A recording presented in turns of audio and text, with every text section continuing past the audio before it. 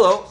I kind of covered similar topic in an earlier video, but I wanted to discuss this. One of my favorite recent Christmas specials is the Christmas Colbert special. I like the Colbert Report. I believe that it's satirical, it's funny, and sometimes it gets a little bit too snarky, and I don't watch some of the bits.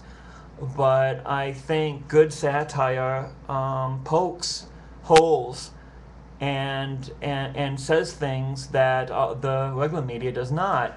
And what I've read is Stephen Colbert is a very devout Catholic Sunday school teacher.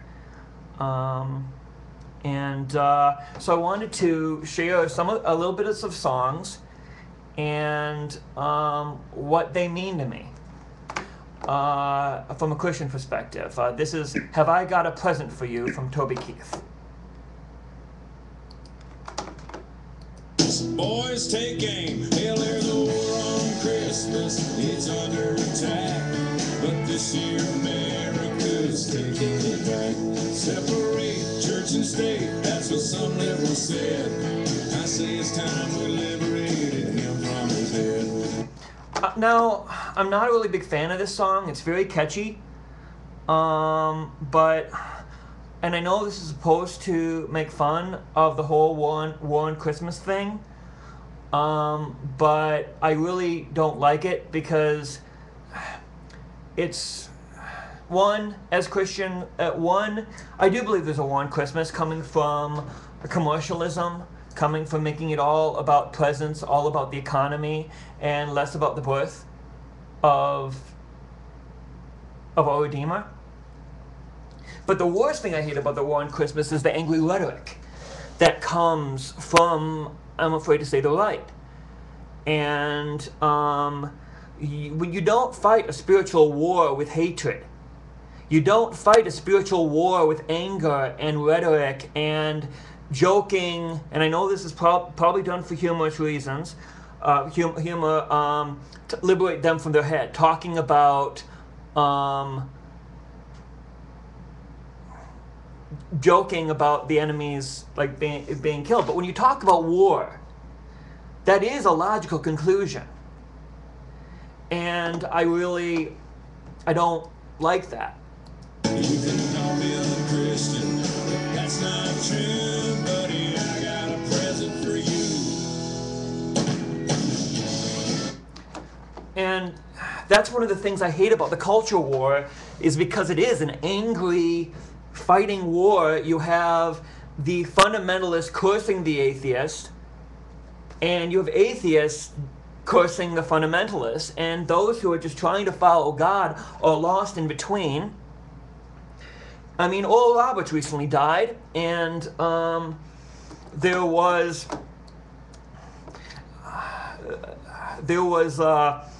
on one of the blogs I follow that I'm not going to see anymore. It said Oral Roberts rot in peace, and there were I'll post a site. There was just like angry saying that it was too good for him.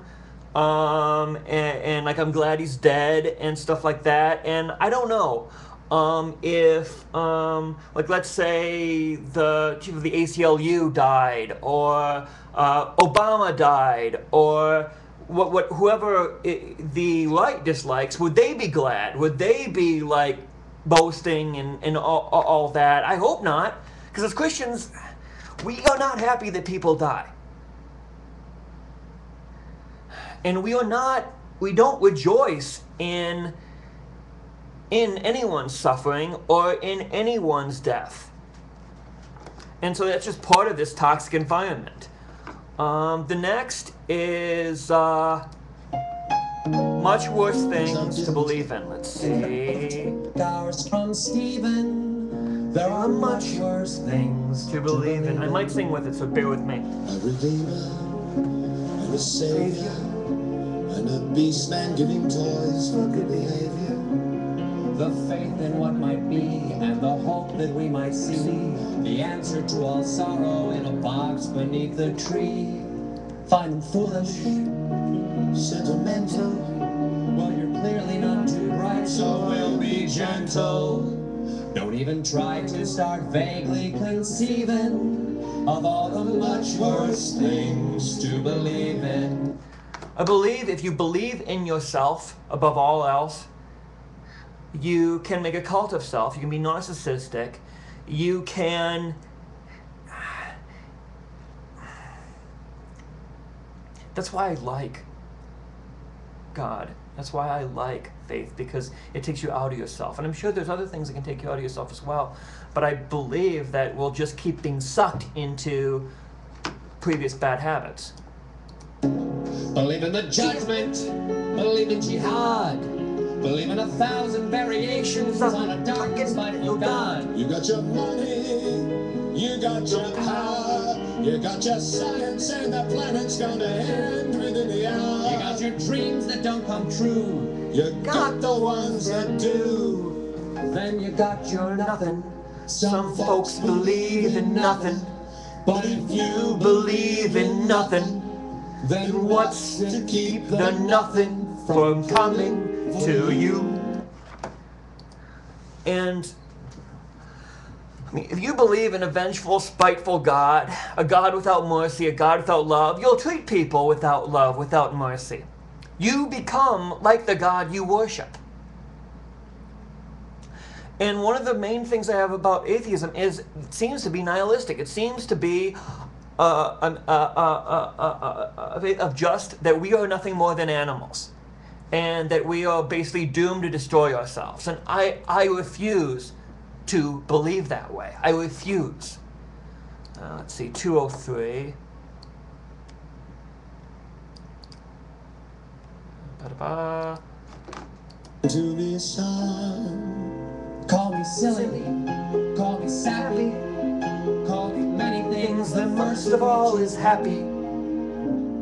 You doubt, but you're sad. I don't, but I'm glad. I guess we're even. At least that's what I believe in. And that's, I believe, true faith makes you happy. True faith gives you shalom, gives you peace, gives you contentment. And that's why, I mean, I used to be miserable. I used to be depressed. I used to be suicidal, but I'm not anymore. And I just feel the hope of an everlasting life. I feel the hope of a love that transforms. I feel the hope of a world gone crazy that's slowly being redeemed. And so I'm going to end this with one of my favorite songs on the soundtrack. What's so funny about peace, love, and understanding? You see, A Colbert I walk through this wicked world, and it's a very wicked world. searching for light in the darkness of Insanity. Oh, yes. I ask myself, is a hope lost? Hope is not lost. Is there only pain and hatred and misery? Oh, and each time I feel like this inside, there's one thing I wanna know what's so funny about peace, love, and understanding. I don't know if I approve of that. What's so Funny about peace, love, and understanding.